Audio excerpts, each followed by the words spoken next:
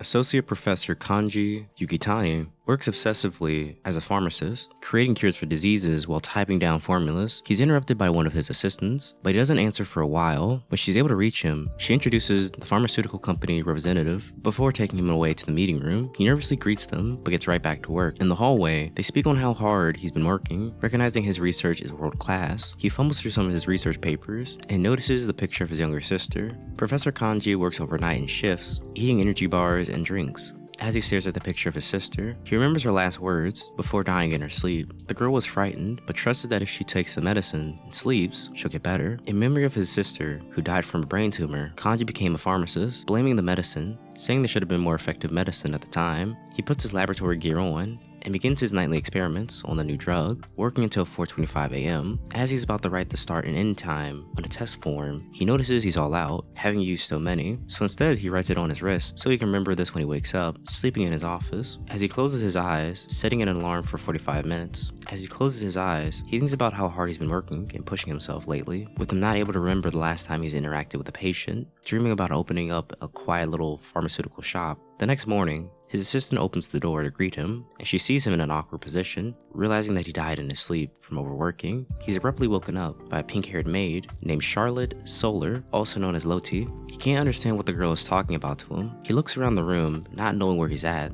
Kanji's in another world as a boy named Pharma de Medicis, who was recently struck by lightning. He has the girl give him some basic information about Pharma and his family, under the guise that he lost his memory. He asks the girl to remove the bandages on him so he can walk around. She happily does so, running to go fetch some scissors. He sees the last thing they wrote in his hand in the past world, realizing that this is real as he wipes it away. After she's finished washing him off, but she's shocked to see a mark on his arm, with her recognizing it as the holy mark of the Panatheos, being their god, while the man recognizes it as a Lichtenberg figure, which is a scar that appears after someone is struck by lightning, while Loti is praying to their god, thanking them for protecting him from the lightning, wholeheartedly crying for tears of joy. Pharma is confused, thinking that the Panatheos is a god of chaos and fear. Hearing this makes Loti squeamish, correcting him, saying this is a god of medicine. Loti gives him a crash course on his family, the De Medicis, being a great aristocratic house of the same Fluvae Empire, with his father Bruno holding the title of Archduke. Bruno serves as the president of the Imperial School of Pharmacy,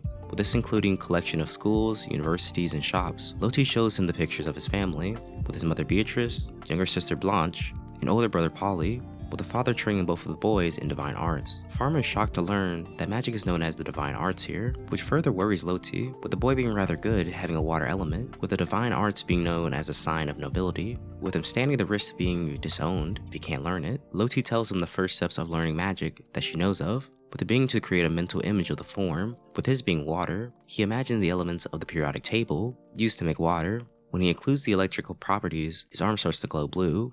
He freaks out by his power, with him unable to turn it off, running to the window. When he manages to turn it off, Loti exclaims how excited she is that he was able to remember this, with him also getting her out of watering the plants. Kanji is surprised that it worked for him so easily, wondering if he could create other stuff using his knowledge of the periodic table. With his knowledge of chemistry, he creates gold, sodium chloride, sugar, and others, with him able to produce simple substances and compounds. His left hand creates the substances while his right hand eliminates them. Loti walks into the room, excitedly congratulating him on being able to remember all this, but stops when she realizes that Master Bruno likes to give pop quizzes at the dinner table, wondering if he still remembers his pharmaceutical knowledge. In his study room, he's able to read the language, with him assuming that this is Pharma's memory, realizing that the technology here must have been from centuries ago. The family is shocked to see him moving around again. He's sad to see that Pharma had a very lovely family, with him realizing he's going to have to live alongside them moving forward. At dinner, he plays on the idea that he has amnesia, but he's able to convince his father Bruno to let him return to his studies with his tutor, Eleonora. The next day, Eleonora knows there's definitely something off about him, with the boy normally spending most of his time with the girl, with Pharma's personality being completely different, with him being calm now, losing his adorable charm. Kanji tries to hide the fact that she's right about this. Eleonora points out how formal he's speaking to her, with him usually calling her Ellen, but after he mentions being struck by lightning, she cuts him some slack. He learns that the divine arts encompass earth, air, fire, and water, with also the nun element, with it being extinct. He also learns that no one else can summon all the elements, and someone that could would be judged unnaturally, so he'll be keeping this skill hidden. Next, Ellen shows off the Spear of Water technique, hoping he'll be able to remember more of his magical spells. Eleanor discovers that next to his odd change in personality, Pharma's magical capacity has increased infinitely. Doing a spell with such power without the use of an incantation, she's scared off by this, seeing so much of his power, but the person's divine power being fixed, meaning he could die if he used too much of it. She makes him grasp a rod, but he breaks it, with it both having positive and negative energy, with this never being done before. She checks his arm to see that a Panic Theo's holy mark is on him, warning him to never touch a divine meter in front of anyone, and that he can't even tell his family about this mark. Ellen is scared off by the boy, having broke her own glasses from trembling so much in his presence. On the bench, he gives her a helpful tool so he should be able to see without her glasses. As he does this, he notices that he possesses the divine eye that is able to detect all illnesses and injuries, with it fading away if he's able to correctly diagnose it. He tells her about this new ability that he has, asking if this is part of the divine arts. Ellen is shaking thinking about this. Ellen is shaking thinking about all the things that she's been told today, coming to the conclusion that he can't be human. As she's noting this, she steps back. Once she sees that his body no longer casts a shadow, Eleanor flees, believing him to be a monster or god. Bruno calls Pharma into his office, with Eleanor saying that she's had a high fever and she won't be able to tutor him anymore. Bruno asks the boy doesn't know anything about this and why she's acting like this, with Eleanor not being the type of person to quit. Bruno has Pharma deliver a potion that he made for her, as well as a letter. Pharma can tell that the potion that he made is nothing more than a nutrient drink, not being the best way to deal with her fever. Pharma begins to write down the instructions for her to follow when taking his medicine. When he comes to visit Eleanor at her home, he finds her terrified of him, with her wearing a full plate of armor. She assumes that he came here to eliminate her, believing him to be one of the Panic Theos, the gods who rule the divine arts, with him explaining that that's not the case, with him being sent by his father, who said that she came down with a high fever, so he brought her a potion. Ellen is surprised that the master went through all the trouble just for her. When he mentions that he also made her his own medicine, she assumes that it's poison.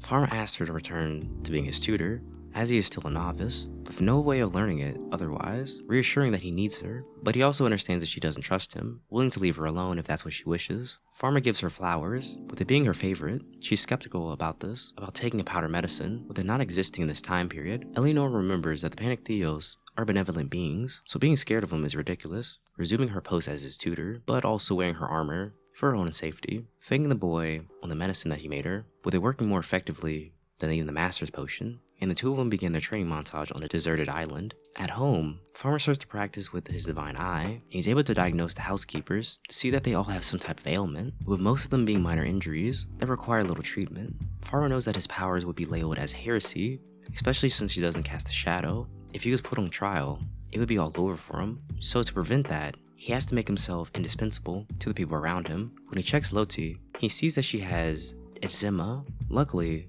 this is a pharmaceutical mansion, filled with all the tools that he would need, making it easy for him to create a heparinoid cream for her, with this being a moisturizing steroid cream. He presents the gift to her, noticing that her hands get dry from working all day. Loti cries, having never received a gift from the boy, with her wanting to share this with her mother and the other servants. He reveals that he also plans to be handing out individual gifts to everyone. This comment left her speechless, with most of them crying after receiving it. Loti reveals this type of behavior is unheard of, with masters never giving their servants medicine or any healthcare aid. Hearing this rocks Pharma, with this not seeming right to him, for pharmacists to select patients based on their social status, with her also explaining how even if commoners were examined, the cost would be more than they could actually work. Pharma is angered by this, understanding now that this is the reason commoners have been turning to superstitions and shams, rather than being examined, with him just as angered that until now, Pharma has never examined Loti. Pharma decides that he wants to make all medicine available to everyone, no matter the social class. At breakfast, Pharma sees that his parents are sitting in silence, with this being because Blanche contracted chickenpox, with it being much more serious in this time period. Pharma creates a treatment containing acid clover, as well as an anti-itching cream containing azulinine. But as no one in the world knows about these treatments, he makes Blanche promise him to keep it a secret. Blanche points out that he was never this nice to her before, with him also never coming to play with her. Pharma cries as he remembers his original sister, Chi. Bruno is surprised at Blanche's quick recovery, but doesn't seem suspicious by it. To better use his divine eye, Pharma creates a pocket-sized Leeuwenhoek microscope. Bruno summons Pharma to join him in providing treatment to the Empress herself. They visit Empress Elizabeth, and Bruno concludes that Elizabeth's condition will soon be fatal.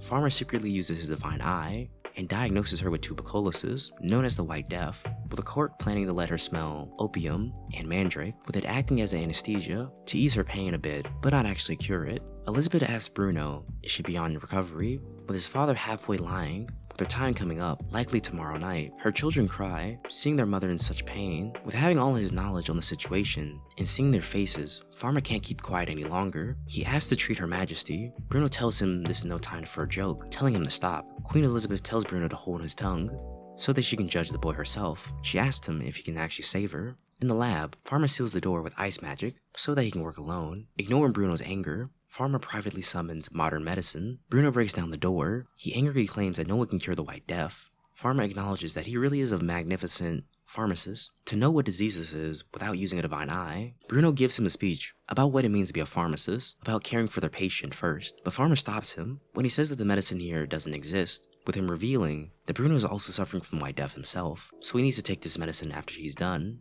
When Farmer tries to go back to crafting the medicine, Bruno attacks him, stopping him, not allowing him to do so until he knows what he's giving her. The two of them begin their battle, with Farmer ultimately creating a barrier of ice. Bruno is shocked by this, that he did so without using an incantation or a wand. Asking who is he really, Bruno takes a look at the boy's notebook. To see the knowledge that he has is something that he can't fathom. With Farmer lying, he says that it came to him all in a dream. After being struck by lightning, Bruno realizes that Farmer is not the son he once knew. Farmer offers to allow the man to take credit for this work, with this being able to increase his standing, but the man turns it down, having pride, with him believing that a pharmacist's work should be their own, allowing him to administrate the drug to Her Majesty, wanting to see what the future will hold for him. Farmer erases the barrier, with Bruno seeing a glimpse of his powers. Bruno wants to know if he's really his son, with Farmer still considering himself to be so. In the court, he wears a mask to administrate the drug, with some thinking that he's disrespecting the queen, and others think that his father ran away in fear, but Bruno comes back. The head court physician inquires about his son, with Bruno revealing that he's beyond them, with him only able to sit here and watch. Using his pocket microscope, Farmer provides the physicians that Elizabeth has tiny creatures in her lungs, and explains the existence of bacteria. The knowledge that is shown in the court fundamentally changes their understanding of diseases forever.